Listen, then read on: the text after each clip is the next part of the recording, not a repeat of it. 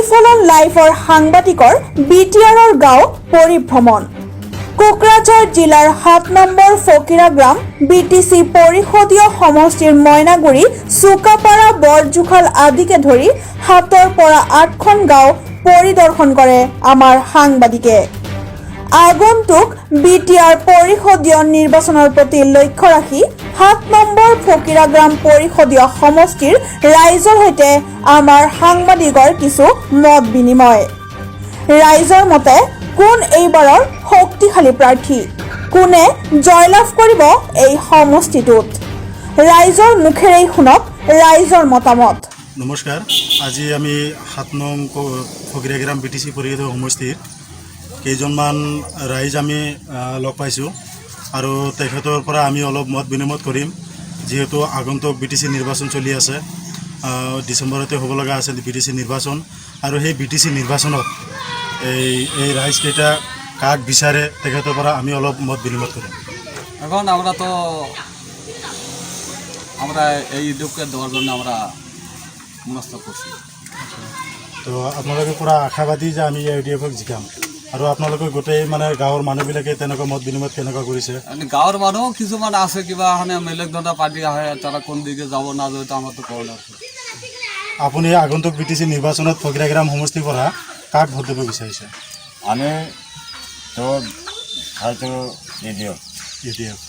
আচ্ছা, আমি ৭ নং ফকিৰাগ্ৰাম বিটিচি পৰিষদীয় সমষ্টিৰ চকাপাৰা গাঁৱত আমি উপস্থিত হৈছোঁ, আৰু এইখন গাঁৱত আমি কেইজনমান সতীৰ্থ লগ পাইছোঁ, আৰু তেখেতৰ পৰা আমি জানিব বিচাৰিছোঁ যে যিহেতু আগন্তুক বিটিচি নিৰ্বাচন আহি আছে, আৰু সেই নিৰ্বাচনত এই ৰাইজ যিকেইজন ৰাইজ আমাৰ ইয়াত গোট খাইছে তেখেতে কাক ভোট দিব বা কাক লৈ পিনে তেখেতে চিন্তা চৰ্চা কৰিছে, সেইটো বিষয়ে আমি অলপ আলোচনা কৰিম।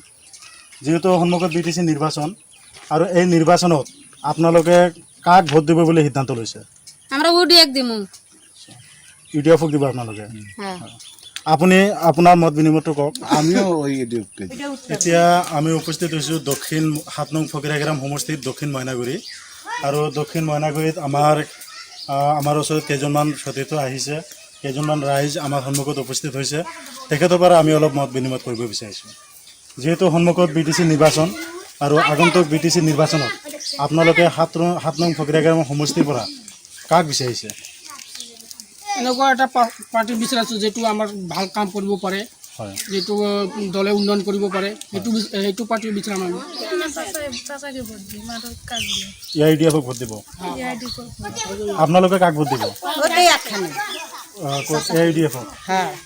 এতিয়া আমি ফকিৰাগ্ৰাম সমষ্টিৰ আন এখন ঠাইত আমি উপস্থিত হৈছোঁ, আৰু আমাৰ লগত এজন দাদা আছে, তেখেতৰ পৰা আমি জানিব বিচাৰিছোঁ যিহেতু সন্মুখত বিটিচি নিৰ্বাচন, আৰু এই নিৰ্বাচনত ৭ নং ফকিৰাগ্ৰাম সমষ্টিৰ পৰা আপোনালোকে কি ধৰণৰ চিন্তা চৰ্চা কৰিছে?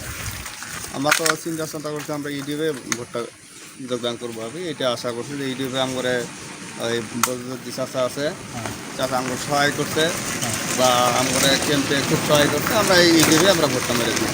আশা করছি আমরা ইউডিও লাগে, এইটুকু আশা করছি আমরা। ঠিক আছে। একচুৱেলি আপুনি কি ভাবিছে, যিহেতু সন্মুখত বিটিচি নিৰ্বাচন আহি আছে, আৰু সেই নিৰ্বাচনত আপুনি কাক ভোট দিব বুলি আশা কৰিছে?